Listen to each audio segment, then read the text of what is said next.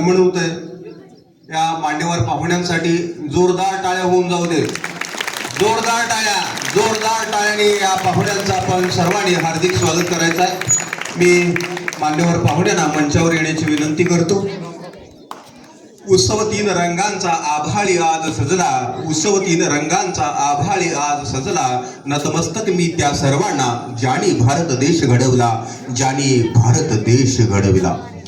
विद्यार्थी मित्रांनो, आज 15 ऑगस्ट, आज हा 79वा प्रजासत्ताक दिन या ठिकाणी, स्वातंत्र्य दिन या ठिकाणी संपन्न होतोय।